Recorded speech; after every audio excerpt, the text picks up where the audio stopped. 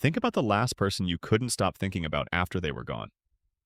Not just a breakup, could be a friend who drifted away, a version of a relationship that slowly became something else, someone who just stopped showing up the way they used to. Now tell me, what specifically do you miss? Take a second, really try to answer it. Most people, when they actually sit with that question, hit something uncomfortable. Because the honest answer isn't really about the other person at all. It's not their laugh, not their texts, not even the time you spent together. It's a feeling. One very specific feeling, the feeling of being seen. And that's a very different thing to grieve. Here's something most people go their entire lives without realizing. There are two completely separate experiences happening inside every close relationship. The first is loving someone, caring about who they are, what they need, what happens to them. The second is something quieter, something most people never even name. It's the experience of being witnessed, having someone who knows your history, who remembers the thing you said 3 months ago and brings it up today, who can look at you across a room and already know what you're thinking, who holds a running record of who you are, not just who you are today, but who you've been across time. That's not love exactly. It's something almost more intimate than love. It's documentation, a living record of your existence. Someone whose presence in your life is proof that you are real, that your experience has happened, that you matter in a way that can be tracked and remembered. And when that person leaves, the grief isn't just for them, it's for the record they were keeping. Psychoanalyst Heinz Kohut spent decades studying what humans actually need from each other, underneath all the obvious things, and what he kept finding surprised even him. The need to be mirrored, truly reflected back by another person, isn't a luxury. It's not something only emotionally needy people want. It's one of the most fundamental human needs there is. As basic as food, as basic as safety. When someone really sees you, when they reflect you back accurately and warmly, something in your nervous system settles.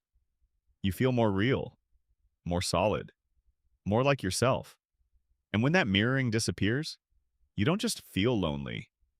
You feel slightly less real, like you're doing things and no one is taking note. Like your life is happening, but there's no record of it. Like you're speaking into a room and no sound is coming out.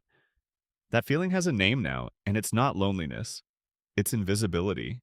Here's the part I want you to sit with. Think about who you were around that person.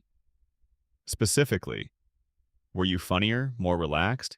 Did you talk about things you don't talk about with anyone else? Did you feel like the most interesting version of yourself? Someone worth listening to, worth knowing, worth staying up late with? Because here's what actually happens inside a close relationship that most people never see clearly. You don't just bond with the other person.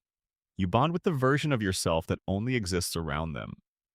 The you that emerges specifically in that dynamic, curious or warm or sharp or open in a way you're not anywhere else, that version of you has no home once the relationship ends. It doesn't go somewhere. It just quietly disappears.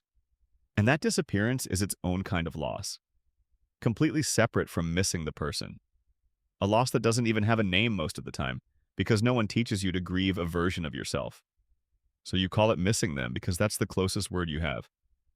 But what you're really mourning is a self that no longer has anyone to come alive for. There's a reason this kind of grief is so hard to move through. When you miss a person, there's at least a clear object to the feeling.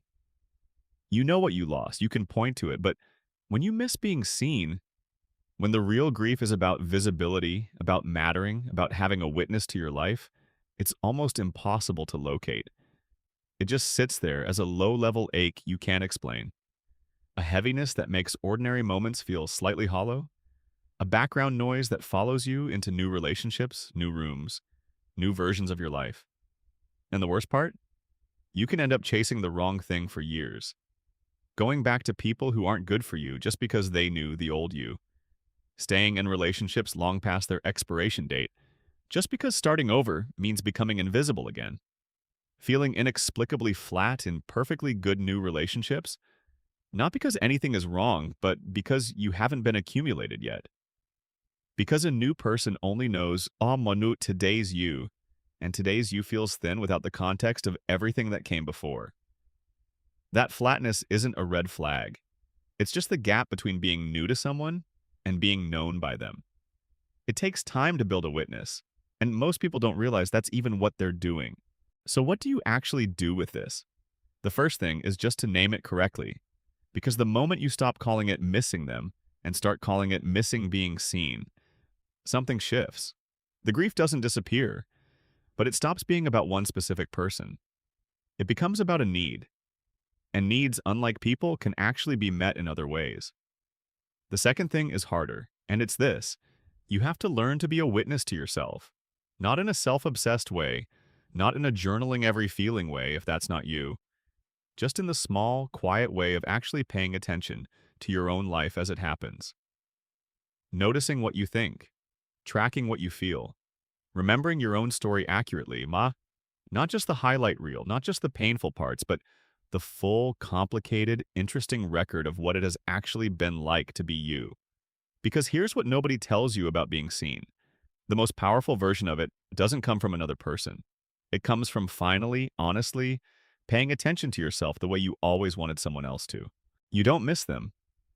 Not really. You miss what it felt like to take up space in someone's mind, to be known across time, to exist in someone else's story as someone who mattered. That's one of the most human things there is, and it's not something one person was ever supposed to carry for you permanently.